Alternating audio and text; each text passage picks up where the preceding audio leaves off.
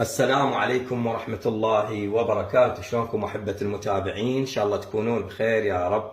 خلية النحل طبعا مكوناتها متوفرة بكل بيت. نبلش يعني نشرح لكم عن القياسات حتى يكون واضح لكم. طبعا عندي هنا كاستين ونصف من الطحين الأبيض الصفر. طحين أسمر ما يصير، أو إذا يصير تطلع مطيبة. عندي هنا ملعقتين طعام حليب باودر جاف، 3 ملاعق طعام سكر، ربع كوب زيت، ملعقة طعام مملوءة خميرة فورية، كوب مي. كل مكوناتنا هاي زائد الحشوة راح احشيها اليوم جبنة المراعي او كيري كيفكم، او اي جبنة تعجبكم، او نوتيلا، اي شيء يعجبكم انتم حسب رغبتكم. طبعا بهاي الوصفة استعملت المقاييس الاكواب القياسية المعيارية.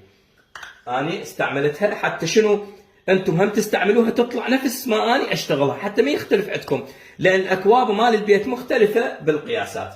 ويجب عجن هذه العجينة بشكل جيد حتى تطلع ملسة العجينة وتنطيكم نتيجة جيدة. أول خطوة نقوم بها هو خلط الماء والحليب والسكر والخميرة. نخلطهم خلط جيد. طبعا احنا يعني الجو بارد،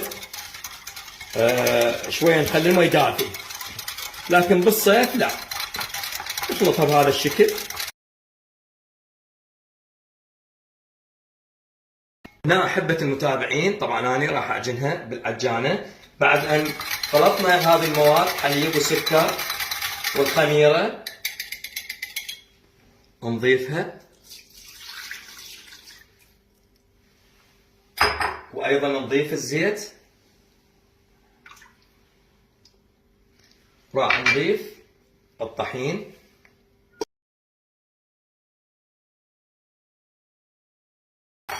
ونجي نشغل عجانتنا.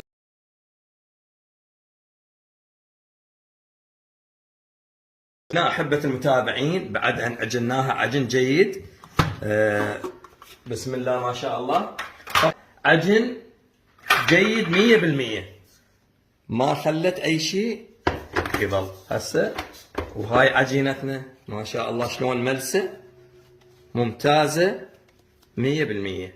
نخليها وين؟ بهذه طبعا زيتتها، وراح اغطيها واتركها الى ان تتخمر، وارجع اكمل الطريقه.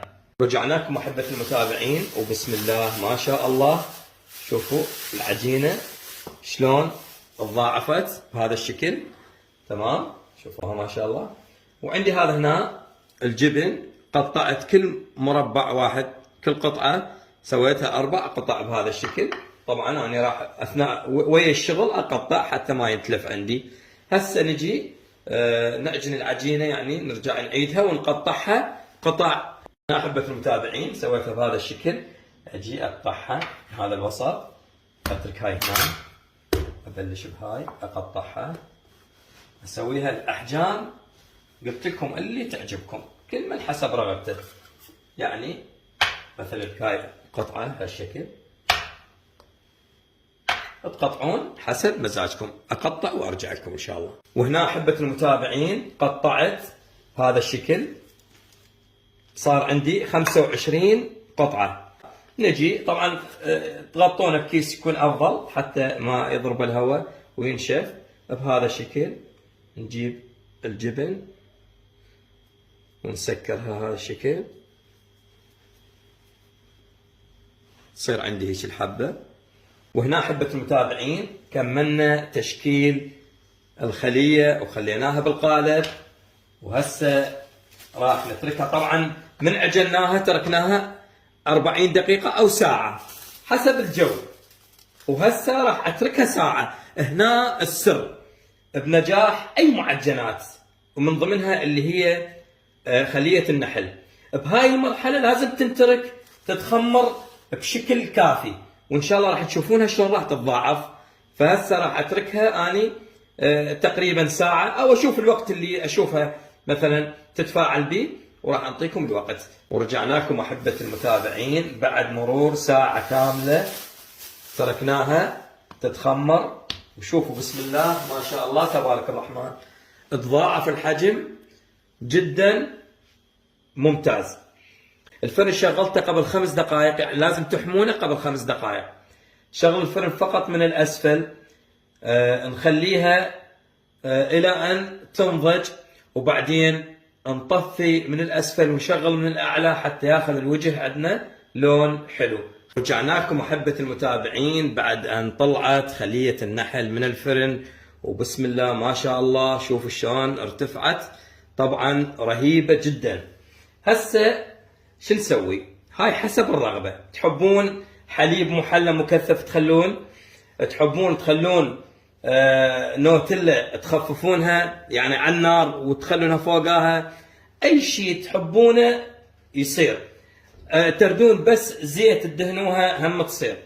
انا عندي هنا هاي الشيرة دافية، راح ادهنها بالشيرة بهذا الشكل حتى تنطيها حلاوة خفيفة، تنطي لمعة وطعم حلاوة خفيف.